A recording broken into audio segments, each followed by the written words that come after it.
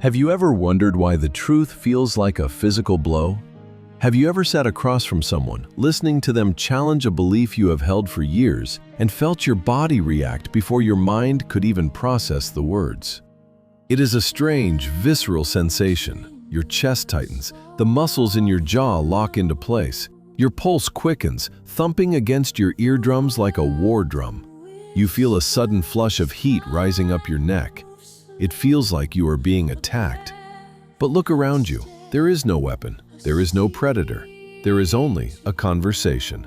Yet your biology does not know the difference. To understand why open-mindedness is so rare and why it is so painful for the few who possess it, we must first understand the machinery that governs your existence. We like to think of ourselves as rational agents, as seekers of logic who weigh evidence and calculate facts. But this is a comfortable lie we tell ourselves to sleep at night. Neuroscience tells a darker, more primitive story. Your brain was not designed to find the truth. It was designed to keep you alive. And for 99% of human history, truth was irrelevant. Belonging was everything. Imagine your ancestors on the ancient savannah. In that world, being right about a logical argument didn't matter, but remaining part of the tribe meant survival. Exile was a death sentence.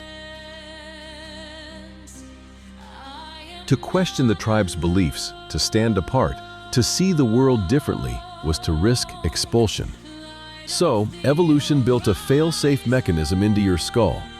It wired your beliefs directly into your identity. This is why, when someone attacks your politics, your religion, or your worldview, the brain does not treat it as new information. It treats it as a physical threat to your safety. Deep inside your temporal lobes sits the amygdala, the ancient alarm system of the brain. It is vigilant, primitive, and fast. When it detects a challenge to your core beliefs, it hits the panic button. It perceives a differing opinion the same way it perceives a growling wolf. It floods your system with cortisol and adrenaline. It prepares you for fight or flight. And in doing so, it commits a quiet act of sabotage. It shuts down the prefrontal cortex. The prefrontal cortex is the seat of your logic, your reasoning, your humanity. It is the part of you that understands nuance. But in the heat of an argument, the amygdala strangles it. Literally, physically, your capacity for complex thought diminishes. You become less intelligent in that moment. Your vision narrows. Your empathy evaporates. You are no longer thinking, you are defending territory. Psychologists call this the soldier mindset. The soldier does not care what is true. The soldier cares about what is safe. The soldier is on the battlefield to defend the hill, not to ask if the hill is worth defending. To the soldier, an idea is a shield. If you drop the shield, you die. This is why most people, when presented with undeniable facts that contradict their worldview, do not change their minds. They double down. They get angry. They retreat into the fortress of certainty. Because certainty feels safe. Certainty releases dopamine. Uncertainty feels like a dark forest full of invisible eyes. To truly understand the terrifying power of this biological mechanism, we don't need to look at MRI scans. We only need to look at a small room in Swarthmore College in 1951. Imagine you are a participant in a study. You walk into a room and sit down at a table with 7 other men. You are told this is a simple visual perception test. The researcher holds up 2 cards. On the left is a single vertical line. On the right are 3 lines of varying lengths. One is clearly the same length as the target line. The others are obviously different. The answer is unmistakable. It is as clear as day. The researcher asks each person at the table to state which line is the match. The first man gives the wrong answer. You are surprised, but you assume he just made a mistake. Then the second man gives the same wrong answer. Then the third. Then the fourth. By the time it gets to you, your heart is pounding. Your palms are sweating. Your eyes are telling you one thing, the truth, but your survival instinct is screaming something else entirely. You are facing a choice. Do you trust your own senses and become the outcast, the lone dissenter in the group? Or do you deny reality just to remain part of the tribe? This was the Solomon Asch conformity experiment, and the results were chilling. Under this pressure, 37% of participants ignored the evidence of their own eyes and gave the wrong answer simply to fit in. They chose belonging over truth. They chose safety over reality. When asked later why they did it, many said they feared looking strange. They feared the silent judgment of the group more than they valued the objective truth. This is the soldier mindset in action. It is not just stubbornness, it is a primal fear of social death. But then, there is you. If you are watching this, you are likely the anomaly, the glitch in the system. You belong to a rare psychological minority, often referred to as the scout. Unlike the soldier, the scout's goal is not to defend a position, it is to map the terrain. The scout wants to know what is actually true, even if that truth is painful, even if that truth means their own tribe is wrong, even if that truth forces them to burn down the very house they live in. And this is where the trouble begins. This is where the loneliness takes root. Because to the soldier, the scout looks like a traitor. When you try to explain that a situation is complex, they don't hear wisdom, they hear hesitation, they hear weakness, they wonder whose side you are really on. They want you to scream, but you are busy listening. You have likely felt this your whole life, the sense that you are speaking a slightly different language, even when using the same words. The exhaustion of constantly seeing multiple perspectives while everyone else is content with one. You didn't choose this. You didn't wake up one day and decide to be the one who sees too much. This trait, this burden of high integrative complexity, is not an accident. It is a structure built into the very foundation of your psyche. But where did it come from? Why did your brain develop this glitch while others remain safe in their certainty? To understand the architecture of your mind today, we must return to the construction site, your childhood. The capacity to hold multiple opposing truths at once, what psychologists call integrative complexity, is rarely a trait born from comfort. It is almost always a byproduct of necessity. For many, open-mindedness began not as an intellectual choice, but as a survival strategy. Imagine a child growing up in a home where the emotional weather was unpredictable. Perhaps you were the child of two parents who were fundamentally different, one chaotic, one rigid, or one explosive, one silent. In that environment, truth was not a fixed object. It changed depending on who was in the room. What was true for your mother was a lie for your father. What was safe at 8 a.m. was dangerous by 5 p.m. To survive in that ecosystem, you could not afford to take sides. If you aligned fully with one parent, you risked losing the other. So you learned to become a diplomat in a war zone. You learned to stand in the terrifying space between them. You developed the ability to validate two contradicting realities simultaneously. You learned to say, "I see why he is angry," and at the exact same moment, "I see why she is hurt." You became a translator of human emotion. Or perhaps your openness came from a different kind of silence. You were the invisible observer, the child who sat in the corner while the adults played out their dramas. You learned that people rarely say what they mean. You watched their hands, their eyes, the subtle tightening of their jaws. You realized early on that every villain has a backstory and every hero has a shadow. You stopped judging people because you could see the invisible threads of their pain pulling them like puppets. This hypervigilance wired your brain differently. It expanded your empathy, yes, but it stripped away your protective skin. As you grew into adulthood, this gift began to show its teeth. Because when you understand everyone, you essentially belong to no one. This is the profound loneliness of the open mind. In a world organized by tribes, political parties, and rigid ideologies, the person who sees the nuance is the person who walks alone. You find yourself in conversations where people are bonding over a shared hatred of the other side. They look at you, waiting for you to join in, to nod, to agree, but you can't. You see the flaw in their logic just as clearly as you see the validity in their enemy's argument. So you stay silent. Or worse, you speak up, and you are met with suspicion. Whose side are you on? They ask. They mistake your complexity for confusion. They mistake your refusal to hate for a lack of conviction.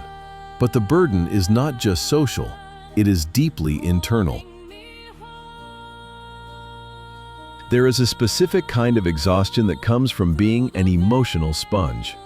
Neuroscience suggests that people with high empathy have overactive mirror neuron systems. When you see someone in pain, you don't just register it cognitively, you feel a ghostly echo of it in your own body. This is called emotional contagion. You become the dumping ground for other people's chaos. Friends, family, even strangers sense your openness like a frequency. They come to you to unload their burdens because they know you won't judge them. They know you will understand. And you do. You listen, you validate, you hold space. But after they leave, lighter and relieved, you are left sitting in the heaviness they left behind. You are carrying the emotional luggage of 5 different people, wondering why you feel so tired, why your own chest feels tight, why you feel overwhelmed in a quiet room. And then there is the shadow side. We love to praise open-mindedness, but we rarely talk about its dangers. The shadow of an open mind is a porous identity. When you can see the world through everyone else's eyes, you sometimes forget how to look through your own. You become fluid, adaptable, like water, taking the shape of whatever container you are poured into. This is where it becomes dangerous. You might find yourself in a relationship where you are being mistreated, yet you stay. Why? Because you understand why they are hurting you. You rationalize their bad behavior. You psychoanalyze their trauma instead of protecting your own peace. You tell yourself, they aren't bad, they are just wounded. Your empathy becomes a weapon used against you. You become so good at understanding the other person's perspective that you abandon your own reality. History is filled with the graves of scouts who were punished by soldiers. But perhaps no story illustrates the curse of the open mind more tragically than that of Ignaz Semmelweis. In the 1840s, Semmelweis was a doctor working in a maternity clinic in Vienna. He noticed a horrifying pattern. Healthy mothers were dying of childbed fever at alarming rates after giving birth in the hospital. He observed, he collected data, and he kept his mind open to possibilities that his colleagues ignored. He eventually discovered the invisible truth. Doctors were carrying deadly particles from the autopsy room directly to the maternity ward on their unwashed hands. He proposed a simple, life-saving solution: wash your hands with chlorine. It worked. The death rate plummeted dramatically. The truth was undeniable. The data was perfect. But Semmelweis had made a fatal error. He assumed that facts were enough. He assumed that if he showed the medical establishment the truth, they would change their minds. He was wrong. The medical community, the soldiers of that era, did not see his discovery as a gift. They saw it as an attack. To accept his theory meant admitting that they, the doctors, the saviors, had been the ones killing their patients. Their egos could not survive that truth. Their amygdalas hijacked their logic. They mocked him, they ostracized him, they fired him. Semmelweis spent the rest of his life trying to scream his truth to a world that refused to listen. The isolation drove him to a breakdown. In a cruel twist of irony, he was lured into an insane asylum, beaten by the guards, and died alone from an infected wound. The very same type of infection he had spent his life trying to prevent. This is the shadow that haunts every open-minded person. The fear that you might see the truth, but be destroyed by those who refuse to see it. It is the fear that your insight will not be rewarded with gratitude, but with exile. Semmelweis was vindicated decades later, but that was too late for him. His story serves as a brutal reminder. Being right is not enough. Seeing the truth is not enough. You must also survive the resistance of those who are blinded by their need for certainty. You begin to wonder if it is a curse. You wonder if it would be easier to just close your eyes, pick a flag, and march in step with everyone else. To enjoy the warm, simple comfort of being right. But you know you can't. Once the mind has stretched to fit the complexity of reality, it cannot shrink back. You have seen too much. You know that the map is not the territory. So here you stand, in the middle of the noise, overwhelmed by the signals you cannot turn off. You are the one who understands everything, yet feels understood by no one. Is this the price of wisdom? Is this destined to be a lifelong sentence of isolation? So, how do you survive this? How do you keep your mind open to the world without letting the world crush you? The answer does not lie in becoming cynical. It does not mean you must shut the door, lock the deadbolt, and become another soldier in the army of the rigid. That would be a tragedy. The answer lies in a subtle but profound architectural renovation of your mind. You must move from having an open mind to having a sovereign mind. Think of your empathy not as a public hallway where anyone can walk through with their muddy boots, but as a gated garden. The gate is open, yes, but there is a guard at the entrance. That guard is you. This is the practice of cognitive boundary setting. It is the realization that understanding someone does not require you to absorb them. You can stand in the presence of someone's chaos. You can see the roots of their anger. You can validate their pain, and yet, simultaneously, keep your own internal frequency completely unchanged. So, how do you avoid the fate of Semmelweis? How do you maintain your sanity in a world of soldiers? You need a protocol. You need a practical mechanism to engage your prefrontal cortex when the world tries to trigger your amygdala. I call this the observation protocol. The next time you find yourself in a heated disagreement or absorbing someone else's emotional chaos, visualize a sheet of glass sliding down between you and them. This glass is transparent. You can see them clearly. You can hear every word. You can understand every emotion, but nothing can physically touch you. From behind this glass, change your internal language. Instead of saying, "I am angry," say, "I notice that anger is arising in my body." Instead of saying, "They are attacking me," say, "I notice they are in a state of defense." This subtle shift in language does something powerful in the brain. It creates a gap between stimulus and response. In that gap, you reclaim your sovereignty. You stop being a participant in the drama and become a researcher of the drama. You ask yourself curiosity-based questions. Why is this person so threatened by this idea? What are they trying to protect? By turning judgment into curiosity, you bypass the fight or flight response. You keep your own nervous system regulated. You become the eye of the storm, calm, watchful, and untouched by the winds spinning around you.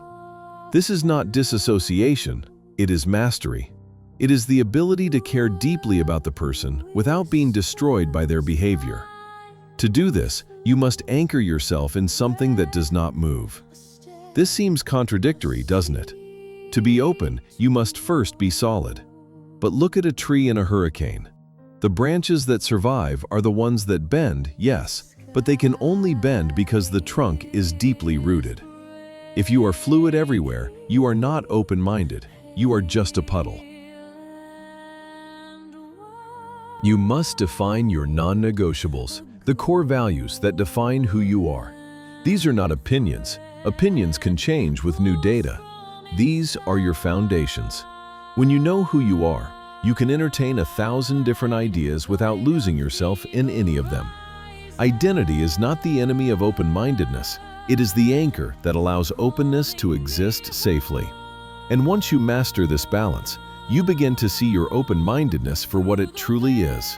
It is not a defect. It is not a glitch. It is an evolutionary vantage point.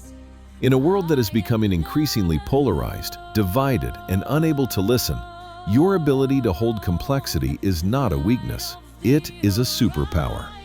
You are the bridge builder in a world of islands. You are the only one capable of solving the problems that require nuance. The rigid mind can only repeat the past, but the open mind can imagine the future. Every great invention, every diplomatic breakthrough, every piece of art that has ever moved the human soul came from a mind that refused to close itself off to the unknown. Society may not always applaud you.